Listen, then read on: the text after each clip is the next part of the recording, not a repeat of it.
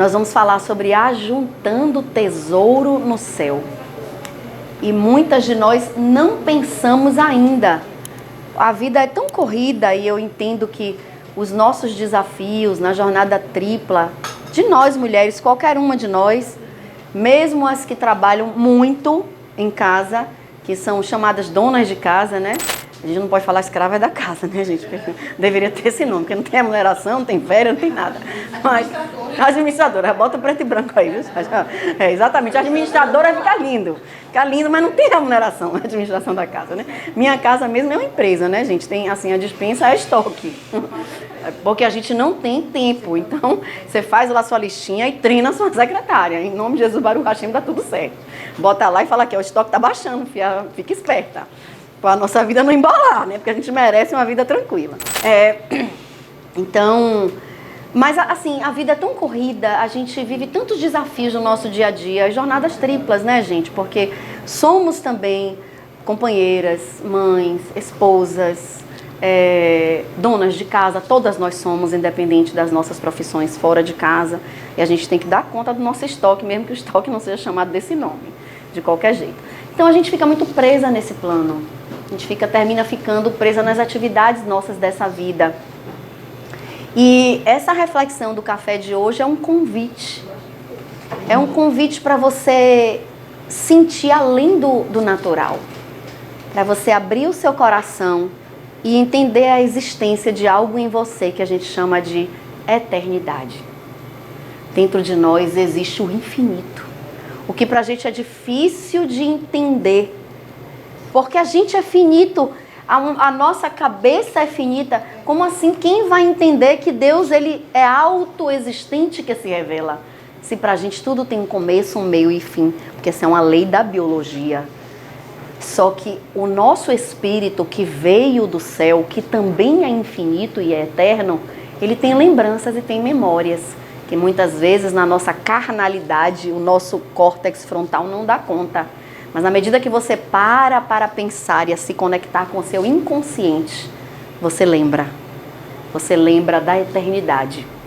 Você lembra de Abba, né? Como Jesus chamava Deus em aramaico, que significa paizinho querido.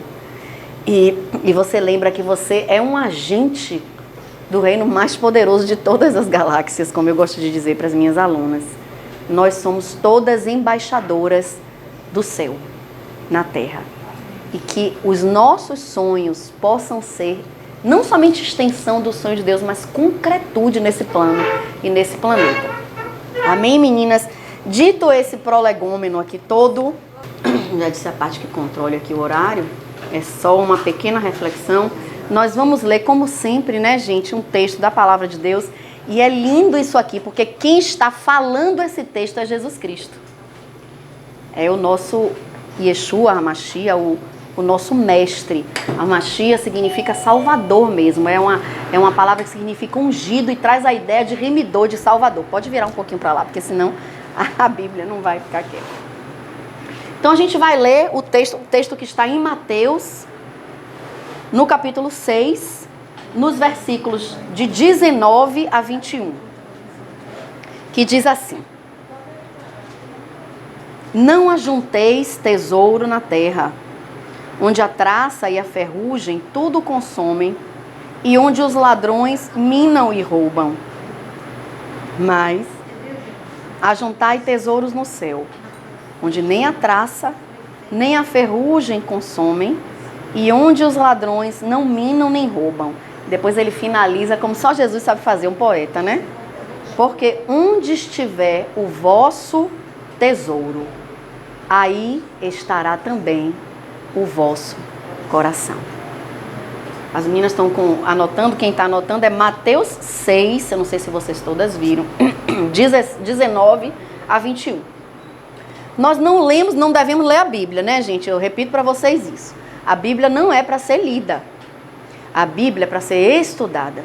E quando a gente pega um texto desse, tira daqui, muitas coisas erradas surgiram disso. De pessoas que pegam um pequeno texto e em cima desse texto matam outras, aprontam, né? E fazem toda sorte de males. E então a Bíblia é para ser compreendida no na sua completude. A Bíblia não é um livro. Engraçado isso. A Bíblia é uma pessoa. Por isso a própria Bíblia diz em Isaías que ela pré-existe completa no céu. Claro, ela é Jesus.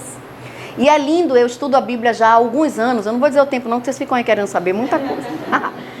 Muitos anos eu comecei a ler a Bíblia, me batizei com 12 anos de idade. Então hoje eu tenho 50, é uma caminhada bem comprida de escolas bíblicas, de muito estudo, de chegar assim e a professora da EBD dizer, agora abre aí, Miqueias 2:1. E aí a gente tinha, quem abria primeiro, o profeta sumia a Bíblia, a gente caía no chão, porque tinha que ser rápido. E fui criada assim, né? Debruçada pela Bíblia e tenho muita sorte de ser filha de um rabino, né, gente? De um estudioso da Bíblia. Então fui criada ali na Barra da Calça de Átila Brandão, que para mim é um privilégio muito grande. A Bíblia, você estuda ela compreendendo o pós-texto, pré-texto, contexto histórico, social, cultural e linguístico. E estava dizendo ali às minhas amigas que eu não tenho condição de falar tudo hoje, que eu comecei a escrever de manhã, eu falei, gente, isso aqui não é uma palavra, é um livro. Mas o que eu quero que vocês entendam é que Jesus está falando sobre esse conceito de guardar um tesouro, de fazer um investimento no céu, dentro de uma concepção de uma das coisas mais lindas que tem na Bíblia, eu sou suspeita para falar, mas é o Sermão da Montanha, onde Jesus, ele declara tantas coisas profundas e ao mesmo tempo simples, porque o Evangelho é simples de a gente entender. E ali ele fala, nesse próprio capítulo 5, ele vem no 5, né, falando, no capítulo 6, ele fala de dividir as coisas com os necessitados, o tzedakah, como a gente fala em hebraico, é a caixinha da esmola. É nesse contexto de esmola que a Bíblia fala que você não deve contar quando você faz uma boa ação, no conceito da tzedakah. A caixinha que os judeus, todos os Shabbats, depositam uma moedinha para dar para os necessitados, ela é uma doação secreta. Né? Isso desde sempre na cultura judaica. Isso não quer dizer que eu tenho uma ONG e vou dizer, por favor, me dê um dinheiro, e você não pode declarar publicamente, colocar no seu imposto de renda. E muita gente deixa de fazer isso porque a Bíblia diz, olha como tem um intrucado, né? E às vezes a gente se confunde por causa de besteira. Você pode dizer sim, você é convidado a dizer sim, até que pode ser um exemplo para as pessoas. Esse conceito de tzedakah, da caixinha da esmola, da tzedakah vem de tzidkenu, justiça. Deus, ele é nossa justiça. É fazer justiça social através dos seus bens. Então Jesus, ele está falando sobre isso, de dividir, ele fala de orar, ele fala de jejuar e ele fala de guardar no céu. Mas eu me lembro a primeira vez que isso me chamou a atenção, eu falei assim, poxa, esse investimento é top, né? Porque é um lugar que não tem oscilação do mercado, você não precisa ficar com medo. Hoje você fala assim, o que é que eu faço? Boto dinheiro lá no SP500, ai meu Deus, agora os Estados Unidos está mal. Vai botar então na outra, o SP500 da Europa, né? Que agora me passou o nome. E aí você fica naquela coisa. E bota onde? Aqui tá 1.3, ali tá 1. Sempre fica com aquela, ai meu Deus, mudou o governo, o que será agora? Será que a gente vai cair nessa oscilação e ficar todo mundo com medo? A gente entrega a loja e não compra mais propriedade. Teve aquela coisa toda que a gente passou no Brasil. E Jesus está trazendo pra gente aqui uma espécie de uma segurança. Mas ele não está falando dessa dimensão terrestre. E quando ele chama a atenção e diz, ei, preste atenção aí, ó, tem algo que você não está vendo nesse texto. É um convite a você olhar além dessa vida. E essa é uma das coisas mais lindas, simples e profundas desse texto. Esse texto é um convite para um olhar para a eternidade. Quando a gente fala em juntar tesouro no céu, a gente está falando de juntar riqueza mesmo em outro plano. Isso é possível, Lorena? Sim. Sim, porque aí vocês vão entender hoje, mesmo que rapidamente, como se dá isso.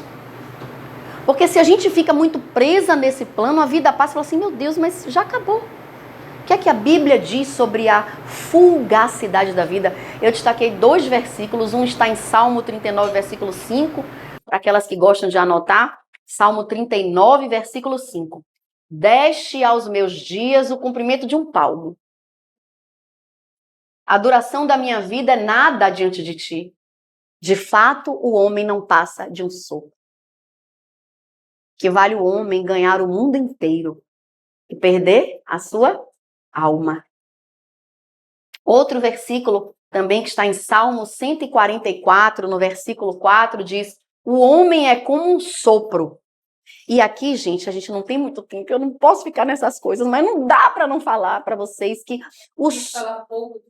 não é o sopro, gente, traz pra gente uma concepção do pedacinho de Deus que habita em você. Porque quando Deus criou aquela boneca, né, germinou ali na terra, criou aquele boneco, ele aí, Ruach, no hebraico, Ruach HaKodesh, o sopro de vida de Deus. Por isso você, quando o neném nasce, né, respirou. Existe um Deus, uma porção do infinito dentro de você. Mesmo que esse plano seja passageiro e mesmo que a gente nessa acepção da palavra sopro seja a vida como um palmozinho, né? Não são nem dois, gente. Pelo amor de Deus, é muito rápido, né? A gente costuma viver só a matéria, a vida nos consome. Quantas vezes a gente fica muito preso a dia a dia mesmo, a coisas tão pequenas. E eu vou voltar a dizer, esse é um convite, essa reflexão é um convite para você enxergar que a sua vida é muito maior do que as negociagens nossas do dia a dia. A gente se dói com qualquer coisa, tudo machuca, todo mundo tá doente, é doença da alma, um tá com síndrome não sei o que lá social, o outro tá com transtorno não sei o que lá, e é psicose, e é neurose, e é tudo, e sabe, tantas doenças, porque a gente fica muito preso na vida, na matéria, no que a gente consegue ver e entender. Mas e depois? Esse ponto número 1, que é o convite para pensar a eternidade, é justamente isso. Olhar além desse natural. Olhar além do sopro, o sopro do Todo-Poderoso. A vida infinita que está no todo, que é Ele, que é Deus, o Criador de toda a existência. Bom, gente, o ponto número 2 são 3 pontos. O ponto número 2, o primeiro vocês já viram, né? Vamos contemplar a eternidade pela perspectiva de nossa eternidade. Ficou bonito, né? Falei uma poesia, nem li para vocês. Ainda botei aqui, repita comigo. Não fiz, eu pulei o repita. Vamos voltar para o ponto 1, que eu quero que vocês repitam comigo. Eu quero contemplar a eternidade pela perspectiva da minha eternidade. Que coisa linda. Porque você é infinita, você é eterna, você é para sempre. Aqui é só uma passagem. Esse é o ponto número 1. Agora o 2. Entendendo um tribunal de recompensas. Ai, Lorena, eu não gosto desse assunto, não. Mas olha, gente, a Bíblia diz que todos nós vamos passar, depois dessa existência, num tribunal. Não, e eu não falo esse termo, esse termo, quando a gente vê lá no grego que foi escrito o apóstolo Paulo falando, ele tem um aspecto, não é um tribunal que tem uma cara muito jurídica, pesada, não é isso. O nosso espírito vai passar por um tribunal, mas é um tribunal que ele não vai legislar sobre a sua vida, ele só vai homologar a sua escolha. Quem é do direito aqui? Eu tô falando, tá muito direitado, Lucinha? Tá muito... Todo mundo entendeu, né? Ele não vai dizer para você... Peguei o nome mais bonito daqui da festa, Eterine. Agora, Eterine, vou te... Não é quase Eternine. Eu agora vou fazer assim, você vai para o céu, aliás, não. Pelos seus olhos, você vai para o inferno. Não é isso, gente. Não é isso, porque mesmo Deus sendo Deus, ele não tem o poder de ir contra a sua escolha. A Bíblia diz que ele quer que todos se salvem. Por que tem gente que não vai para o céu? Porque escolhe na vida. É na vida, nessa vida confusa, onde existe um leque de grandes possibilidades. Tantos deuses são apresentados a vocês todos os dias, não é? E não são outros deuses a par da religião do cristianismo, não. São tantos deuses para a gente devorar com olhos e com coração, através das nossas próprias concupiscências. Né? São deuses, como Ezequiel 17 fala, que são deuses do coração. Não é a par de Jesus Cristo, existem outros, não. É aquilo que a gente escolhe, a gente bota no nosso altar e a gente diz, eu sigo isso. Eu sigo meu filho, eu sigo meu dinheiro, eu sigo a minha profissão, eu sigo o meu coração, né? Sendo que Deus e Jesus é que são a única deidade verdadeiramente existente. É tudo tão simples que a gente duvida, né? E quando Deus ele deixa para você essa oportunidade de definir. E eu adoro dizer uma frase que eu gosto de tornar coisas pesadas leves, gente. Eu adoro dizer uma frase que eu digo, repito, sempre aprendi com meu pai.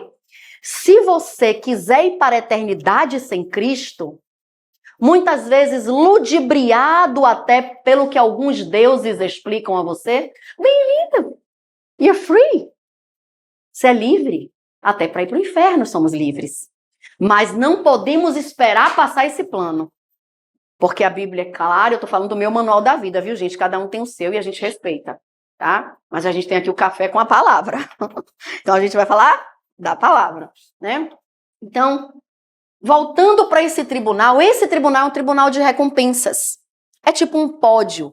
E nesse tribunal, que não é o outro da sua escolha na terra, aqui você vai estar diante de algo que vai ter um retorno. Mas, Lorina, e agora? Agora que eu já sei dessa responsabilidade, apaguei aqui o olho, já confessei Jesus como meu salvador, porque é bonito isso, né, gente? Fechou o olho assim, quem vai estar lá para te buscar? Já pensou nisso? Eu adoro pensar nisso. Mas é uma perguntinha bem pontual, né? Porque a gente chega, viu? Tem caixão de todo tamanho. Tem nenenzinho que já foi enterrado, né? Então, vamos parar e prestar atenção. Vocês vejam que esse convite foi para pensar além do natural. Foi para pensar na eternidade. Mas voltando aqui para 1 Pedro 1,17, é a carta do apóstolo Pedro. Ele tem 2 cartinhas. Essa é a primeira carta do apóstolo Pedro. Gente, ele era analfabruto, Pedro. Não sei como é que ele fez carta. Analfabruto é uma categoria além do analfabeto. Porque não é que ele não sabia ler e escrever, ele era tosco, mas tosco com todas as letras maiúsculas, né? E olha o que Deus faz na vida de um ser humano, né? E assim foi que ele, quando alguém fala assim, ah, não, mas Jesus não é para qualquer um, não, ô, gente. Eu falo assim, é porque não conhece meu pai, né? Na carta do apóstolo Pedro, no capítulo 1, versículo 17, diz assim, uma vez que vocês chamam pai aquele que julga imparcialmente as obras de cada um. Imparcialmente. Não é fácil ser Deus, né, gente? Não é fácil. Nós temos essa parcela de deidade. Jesus fala, vós sois deuses. Não é fácil. Não é fácil carregar Deus dentro de você. Agir como, melhorar, querer evoluir como ser humano. Não adianta você estar na Bíblia, com a Bíblia embaixo do braço, estar na igreja há 20 anos. Ah, já estou na igreja há 35 anos, mudou zero. É a mesma péssima pessoa, o ser humano horrível que sempre foi. E o evangelho não é sobre isso. O evangelho é sobre a gente evoluir mesmo. É sobre a gente transformar esse mundo num lugar melhor para viver. E olha aqui como ela fala que a palavra de Deus fala que portem-se com temor durante a jornada terrena de vocês. Por causa do pódio, por causa do tribunal. E depois um outro versículo, tem vários, gente. Eu podia trazer 37 versículos que falam sobre isso. Porque é duramente provado isso aqui. E poucos pregadores falam porque é chato. Ninguém quer falar do que vem depois. Ninguém quer falar de condenação eterna. Todo mundo quer falar o quanto você é lindo, o quanto você pode usufruir dessa vida melhor. E eu sou boa falando da abundância da vida. Eu acredito que a gente nasceu e a gente pode ter uma vida. E Jesus morreu para que você tivesse abundância de vida. Mas a gente não pode deixar o outro lado. E Apocalipse 22:12 diz, eis que venho em breve. Tem umas versões que eu gosto muito que falam, eis que eu venho sem demora. A minha recompensa está comigo. E eu vou retribuir a você de acordo com o que você fez. E eu quero que vocês leiam esse capítulo, vai ficar de prazer de casa, porque o professor não vai passar batido, né, gente? Vai passar tarefinha, vocês já sabem, né? Então, Apocalipse 22, vocês vão ler, se não entenderem nada que é natural, vocês podem falar comigo lá na comunidade. Mas o melhor detalhe dessa coisa de você participar ativamente do evangelho na terra, de fazer desse mundo um lugar melhor para viver, é que existe um olhar de Deus para a motivação do seu coração. E é por isso que, conhecendo o coração das pessoas, muitos interpretam o tzedakah como óleo, não pode contar para ninguém que você doou, porque as pessoas gostam de dizer, mas você não sabe não. E aí fica, eu dei mais. Você só isso? Né? E não é sobre isso, é sobre o seu coração ser inclinado a ser compassivo. Não dá para não ver que aquelas pessoas precisam de um pouco do que eu tenho. E esse segundo lugar aqui, esse segundo ponto é sobre isso. No tribunal de recompensas de Abba, ele vai olhar com a sua justiça o desejo do seu coração. Jeremias 17, no versículo 10, se vocês perderem alguma palavra e estão anotando, me perguntem, não tem problema em repetir, que eu sei que às vezes vocês querem chegar em casa e dar uma olhada durante a semana, e tá tudo certo. Jeremias 17, 10 diz assim, eu, o Senhor, esquadrinho. Gente, essa palavra significa o quê? Perscrutar. Tirei uma, botei uma pior. Mas, veio na minha cabeça, foi horrível a escolha. Mas é examinar com profundidade. Eu, o Senhor, eu vou perscrutar, eu vou cavar, examinar em profundidade o seu coração. Eu vou examinar as suas motivações secretas. E isso para dar. Gente, eu fui criada na igreja tradicional, mas eu vou contar um pouquinho do meu testemunho. Quando eu era criança, fui apresentada a um Deus muito punitivo. A um Deus que parecia que tinha uma musiquinha que eu nunca deixei cantar lá na igreja. Que eu que montei, para a glória de Deus, né? A escola bíblica dominical na minha igreja, só tinha 14 anos de idade. E enquanto tava a reunião era lá em casa, era tipo uma célula, né? E aí eu pegava as crianças, eu toco piano, cantava com eles, tocava e contava histórias. E nunca depois que a igreja nasceu, que a gente foi estruturando, a gente foi para um centro de treinamento da prefeitura, e aí nasceram as salinhas, eu arrumava tudo, fazia os cantinhos, sempre gostei mesmo de lidar com crianças, mas tinha uma música, minha filha, quando chegava a gente de outra igreja, que vai cantar aquela, Lore? Não! É uma que diz assim, ó, cuidado, olhinho, quem é crente novo já ouviu. Vamos começar a cantar comigo. Cuidado, olhinho no que vê, que o Salvador do céu está olhando para você. Misericórdia, cuidado, olhinho no que vê. Não, primeiro é que eu vi aquele olho grego assim, ó. Sangue de Jesus com cruz credo, com Deus me acuda. Mas não para por aí, cuidado, mãozinha no que toca. Misericórdia. Cuidado, mãozinha. Tá vendo que tem gente da minha época aqui? Descobri, todo mundo já tá vermelha. Cuidado, mãozinha no que pega, que o Salvador do céu está olhando para você. E depois, com a minha caminhada cristã, gente, porque minha avó dizia uma coisa simples e linda. Você quer conhecer alguém, coma um saco de sal com ele. E aí eu fui conhecer meu Pai Celeste. E aí eu conheci o amor. Verdadeiro amor. Porque o amor não é só uma decisão, o amor também não é só um sentimento. As coisas do céu são todas diferentes. O amor também é uma pessoa. E ele faz um convite, vista-se de Deus, ele é o amor. Vista-se do amor. Essa é a nossa maior meta de todas, julgar menos, apontar menos o dedo. Tudo isso é juntar tesouro no céu. E aqui, sabendo desse amor, o tribunal de Abba é um tribunal de recompensas. E ele fala aqui em Jeremias 17:10 de galardoar, que é uma palavra bonita para dar presente. Galardoador, ele é presenteador das suas intenções do coração. Esse é o ponto número 2. Primeiro vamos contemplar a eternidade pela perspectiva de nossa eternidade. Depois, entendendo um tribunal de presentes, um tribunal de recompensas. E o último ponto, gente, é trabalhando no jardim, na vinha e no campo. Eu quis colocar esses títulos poéticos. Copiei de Jesus, né, gente? Que não foi do apóstolo Paulo, eu não tenho essa condição dessa poesia toda. Esse último capítulo está em 1 de Coríntios 3:9, a carta do apóstolo Paulo ao povo de Corinto. E ele fala sobre essa concepção de trabalho na terra, sendo um jardim, uma vinha, um campo, e a gente não vai entrar nisso, fica para outro Florbocast lá na frente.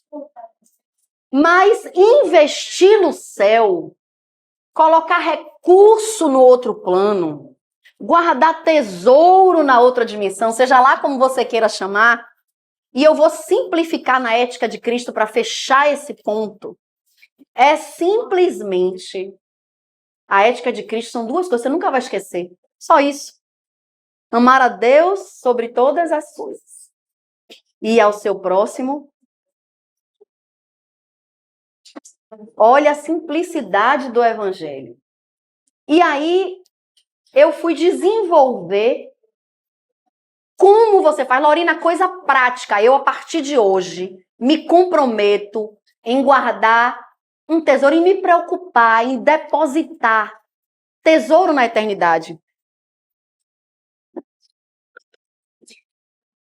Não é porque a gente quer ser milionário no céu, não existe pobreza, só existe riqueza. É porque a gente quer seguir a sugestão do mestre, de inclinar o nosso coração a fazer o bem. E a nossa maior missão, uma das maiores, são muitas, que é ser um ser humano melhor nesse plano, nessa terra. Mas aqui, dentro desse ponto de trabalhar no jardim, de estar na terra, para juntar o tesouro no céu, eu coloquei duas coisas. Uma é desenvolver um relacionamento com o eterno. Essa é a coisa mais importante, gente. Porque eu aprendi pequenininha que Deus andava com o tacape na mão e na hora que eu escorregou, como é? Escreveu, não leu, pau comeu, era assim. Então, sabe? Mas à medida que eu fui aprofundando no conhecimento de quem Deus é, e eu fui descobrindo a natureza de amor de Deus, e aprendendo a entregar as coisas difíceis, a saber que Ele cuida na hora que eu não consigo mais fazer, a soltar mais o plano, porque a gente nem gosta de controlar, né, menina? A gente não gosta, a gente é viciado em controle. Né? Soltar um pouco mais na mão dEle, desenvolver esse relacionamento com Ele, traz conforto para a vida, traz leveza para a vida. Como é que eu faço isso, Lorena? Eu quero, gostei dessa ideia. Eu vou resolver hoje fazer isso. Muito simples. Primeira coisa é ler as cartas de amor que ele escreveu, né? Ler as cartas de amor que ele escreveu, que estão todas aqui. Que às vezes você tem uma Bíblia em casa, bota lá aberto no Salmo 91, deixa eu deixar aqui aberto, porque qualquer coisa, filha, entrar um espírito mal, sei lá, alguém errante, aí já vai ver a Bíblia e vai sair correndo. Mas parece como se fosse Eu conto uma história, né, de um noivo que foi para a guerra e escrevia para a noiva. Ele disse, eu vou para a guerra, mas eu vou voltar porque eu vou casar com você não vai se ver livre de mim, não. E aí ele foi para a guerra e ele escrevia para ela. Aí ela pegava a cartinha e foi juntando a cartinha. Não respondia de volta, gente. Aí o noivo tem alguma coisa, essa menina casou. Já sei, ela arranjou alguém. Primeira coisa que ele pensava, não é possível, não recebo uma resposta, nada. A guerra acabou, ele volta, chegou lá, blim blom, agora a verdade vai ser dita. Quando chegou lá, ela, meu amor, você voltou. Ele, amor? Eu passo 10 meses escrevendo. Eu não sei nem que você tá vivo. Não, peraí. Aí vai lá correndo, pega uma caixa muito linda, enfeitada, dourada, cheia de laço de fita. Aí pega a chave, abre. Tchan, estão todas as cartas, nunca abriu nenhuma. É incrível essa história, né? Mas é assim que é a nossa vida com Deus. Ele escreveu tantas coisas. E a gente às vezes bota até num lugar de destaque na casa. Mas a gente nem abre as cartas de amor de Deus. Primeiro passo para conhecer a Deus é realmente ter curiosidade de saber quem Deus é. Se preocupar em compreender um pouco. E eu coloquei aqui o trabalho espiritual do jejum, de esvaziamento de quem a gente é. Deixar o ego para trás, que é a nossa maior cruz, né? Não é que a gente tem que viver, cristão não tem que viver assim, com a coisa pesada. Isso é tudo balela, é mentira, é interpretação errada. A Bíblia diz no próprio texto, Jesus falando, que o nosso ego é que é a cruz pesada. Na hora que você vai dizendo não ao ego, sua vida vai... Por isso que eu digo que é Jesus grandão na frente e a gente dançando atrás. Com alegria de viver, isso mesmo. E adorando o Pai com louvores. Isso é o percurso do conhecimento de Deus. Dentro desse ponto de trabalhar para ser um ser humano melhor na terra, no jardim, na vinha e no campo.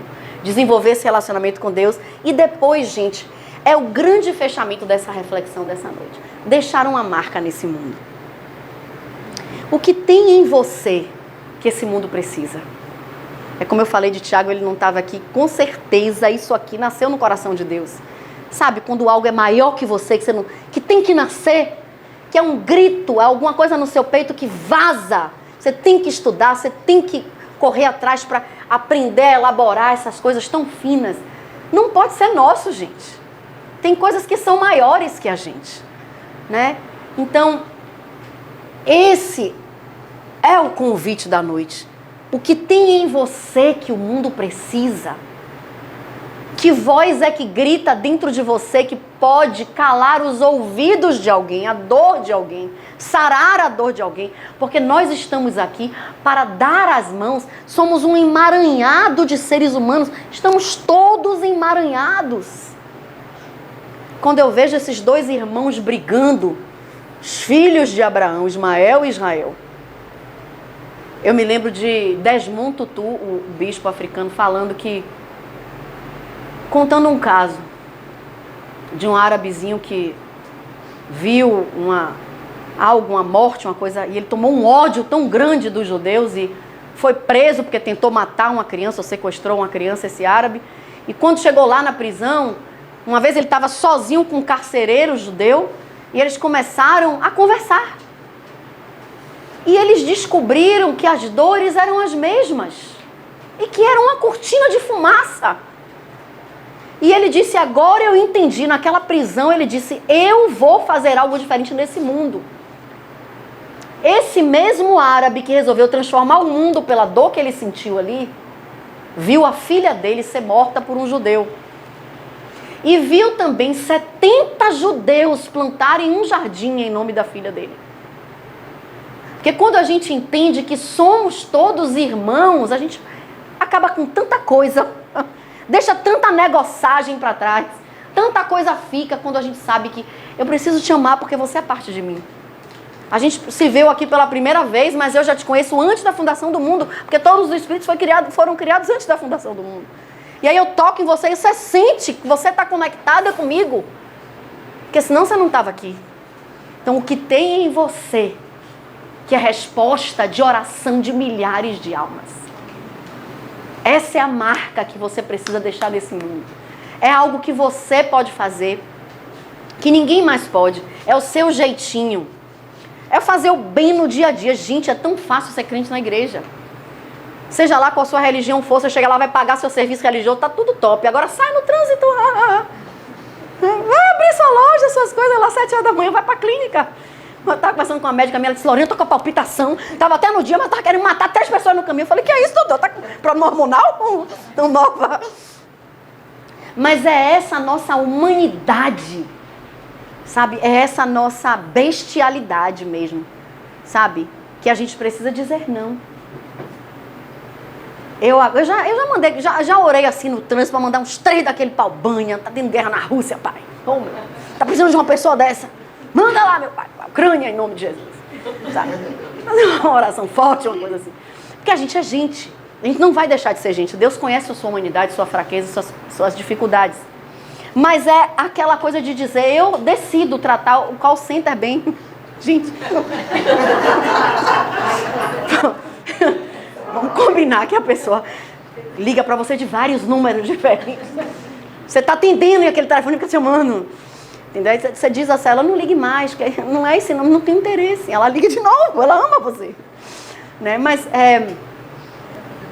são essas pequenas provas. É robô que liga. É, né? Depois que transfere. Depois, já sabe que a gente tem que estar enfrentando uma categoria extra, gente. Aí já está enfrentando as máquinas. Não tem um filme aí, né? Daquele. Inteligência artificial, é o ChatGPT, exatamente.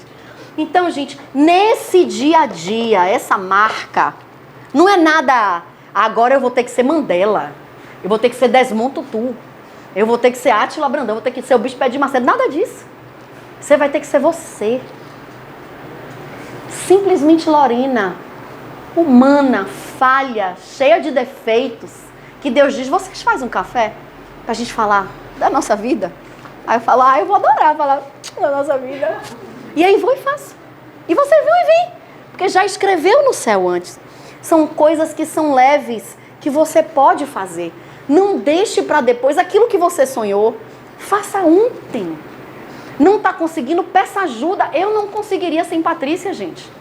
Eu quero dizer aqui, sem Paty, sem Pri, não pôde estar aqui, que teve uma viagem, ela trabalha na prefeitura, está em Recife. Não dá para ela estar aqui, mas sem as meninas eu não ia conseguir. E eu disse, eu vou entregar os pontos, está muito pesado para mim agora. E ela disse, vai nada. A gente vai fazer tudo. Eu só venho porque eu não consigo fazer sozinho. É lindo quando alguém pode te ajudar a realizar um desejo do seu coração nascido no céu. E vocês têm como, porque vocês fazem parte de um grupo. E nós somos ensinadas a amar, a ajudar, a orar umas pelas outras. Temos duplas, temos anjos. Temos tanta coisa, né, Cândido? E eu tenho dado obrigações a vocês, que eu vou guardar meus... Construir o tesouro no céu. Ó aqui, ó. Não é? Não é? Porque eu não posso fazer sozinha. E Deus ia a hora ajoelhada para que os sonhos mais profundos dela sejam realizados, porque eu não dava para realizar sem elas. Meninas, é sobre isso. É sobre no nosso dia a dia a gente fruir o fruto do Espírito, a gente ser amor, ser benignidade, bondade. Benignidade, bondade é dentro, né? Benignidade é fora. Longanimidade, conta até 10, bota água na boca. Meu pai diz assim, ó, tá difícil de não falar? Faz assim, ó.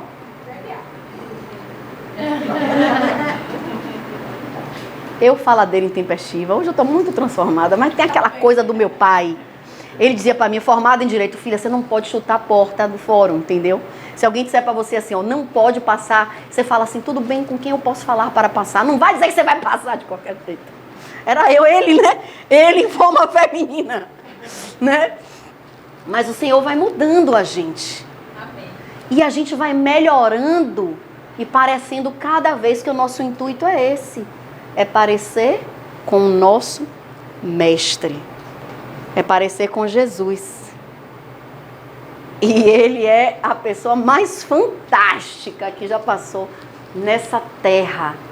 E falando especificamente do amor pelas mulheres, Jesus já foi tocado por uma mulher imunda, só aquilo ali já era sentença de morte para ela. Jesus já foi trazido para ele uma mulher adúltera sozinha. Cadê o macho? Ela estava adulterando com quem? Com a porta? Mas só veio ela. E Jesus, para não olhar, com certeza já não tinha quase roupa, né? Dizem que ele era analfabeto e a Bíblia não diz que ele sabia escrever. E Jesus abaixou e ele escrevia na areia. Agora tem os rabinos estudando o que é que ele está escrevendo ali, né, gente? Porque o povo quer saber de tudo. Mas, enfim, o amor que ele deu, um lugar para quem não tinha um lugar. Um olhar para quem nunca foi visto. Sabe? Um estar perto. Quando Jesus chegou na Samaritana, ela não acreditou. Ela, como assim? Você quer esse nariz de judeu? Os samaritanos, eles tinham assim mais olhos verdes, era um povo misturado com a Síria, né? Por causa da guerra. E aí ela vê Jesus já morenão, assim, com aquele narigão, né? Mas como assim você está falando comigo? Não é que ela é um samaritano, ela é uma samaritana. Tipo, cruz credo, não dá. Não desce. E ele tá, mas eu bem que queria uma água, né?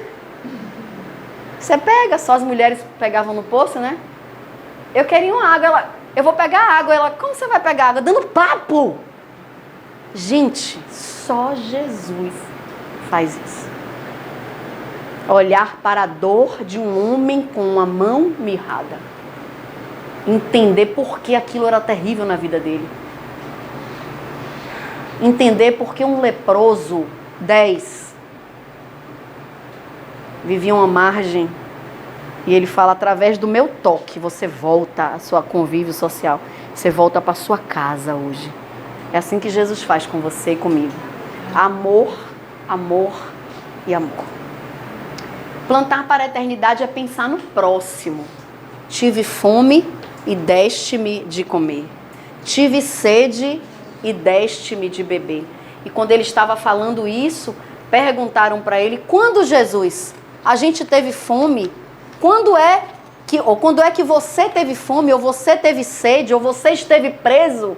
E ele diz, terminando a nossa reflexão de hoje, quando você fizer por um desses meus pequeninos, você está fazendo para mim. Quando a gente planta na vida de alguém, na necessidade dele, a gente está devolvendo para a gente na medida da nossa necessidade, porque o reino de Deus é assim, né? Fluxo e refluxo. É uma lei universal da colheita. Se dá e você recebe.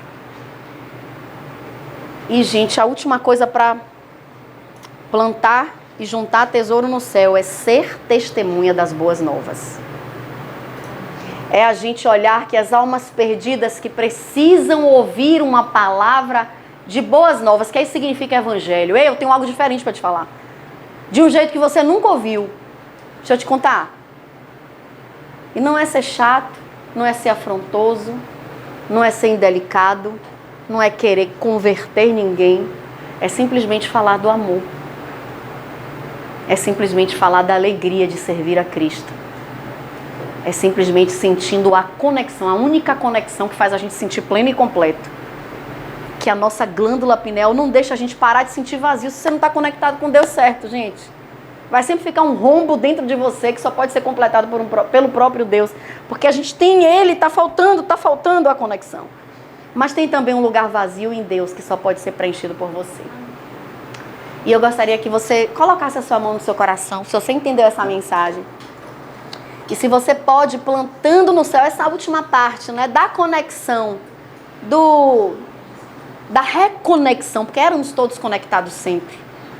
E eu quero que você repita comigo essa oração. Senhor Jesus, eu estou aqui e entendi. E desejo reconectar contigo. Toma, Senhor, o senhorio da minha vida. A partir de hoje, quero caminhar na leveza da existência, segurando na sua mão. Recebe, Senhor, o meu coração e me ajuda a caminhar cada dia melhor nesse plano, ajuntando tesouro na eternidade. Em nome de Jesus. Amém. Amém, meninas? Amém.